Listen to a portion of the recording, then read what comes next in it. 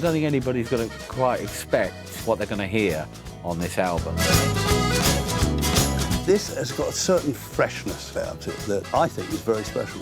We had to rethink everything. It's just a completely different place. You kind of lay yourself bare, if you will. It was such a great thing to do. Well, once upon a time, not so very long ago, there wasn't such a thing as a rock and roll show. You had to sit at home and listen to the radio.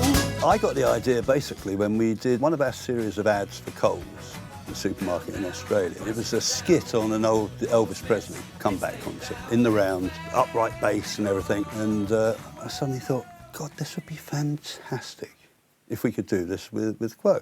I thought it was a horrendous idea, but it seems to be good now. When it's better now, been a long, long time. In many respects, it's almost going back to Quo's early roots. A lot of the songs that are on there were basically written on acoustic or on piano. You realise the melodies of the songs are really quite nice. Gotta have something to sing about. Everyone must have a song. Now I got something to sing about. Everyone's singing my song. We've got a good combination of tracks. Some of the lovely ballads that I've always wanted to do, but, you know, have never fitted the criteria of a Status Quo rock show. Everyone's singing my song. We sat in here and sort of, yeah, no, not that one. That might work, let's try that. And some were surprisingly that worked that we thought wouldn't, and vice versa. It was really good to sort of do a bit of, you know, ducking and diving, bobbing and weaving. Writing on a long blue paper plane. Paper plane I thought was going to be a real mistake to do, and not much you could do with it. But at the end of the day, stood there and listening to it, it just had something. A landing strip is getting nearer. Hope the fog lens makes it clearer. And then I realised my paper plane. The whole different dynamic of playing an acoustic in anger, the different muscles is taken. I mean, my right arm, by the end of pretty much every take on this album, is like, give me a break, you know, let's do another one. Hang on, give me 5 minutes.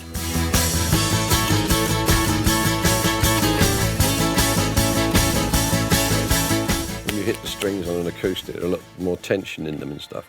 And so I've got serious tennis elbow from playing those. You cannot thrash an acoustic guitar. You have to love it more.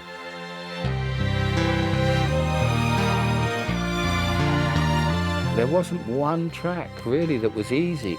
The rhythm had to be so constant.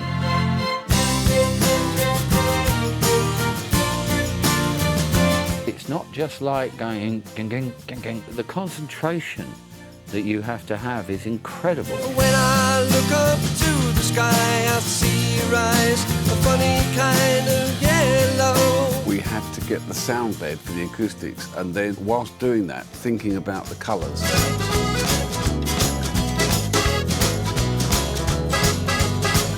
I think the accordion is wonderful.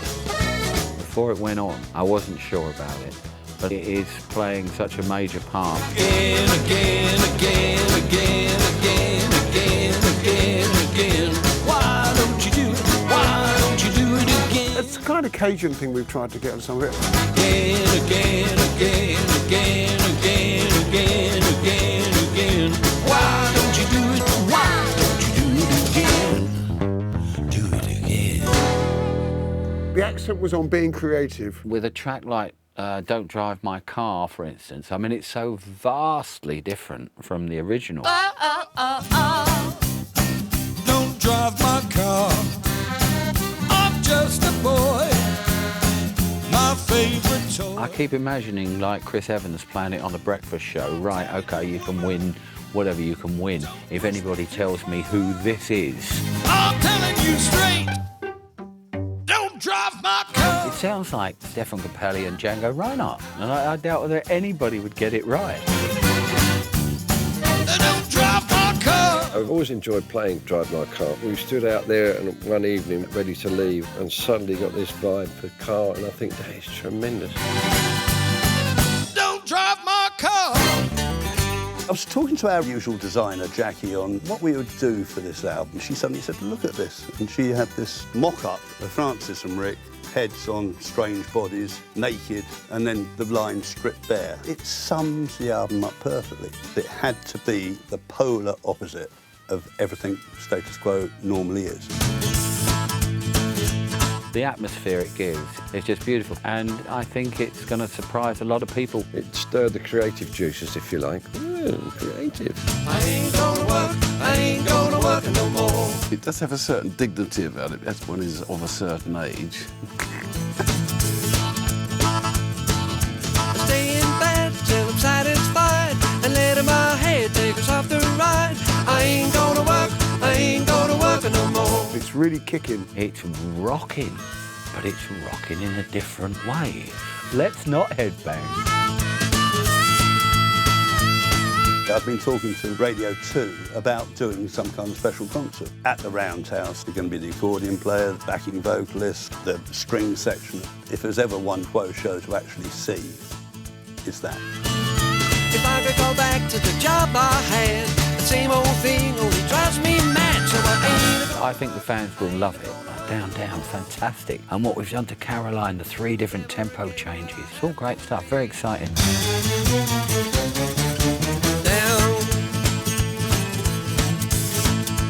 I don't think I've enjoyed a project this much since, well, I haven't. Most enjoyable. I ain't gonna work.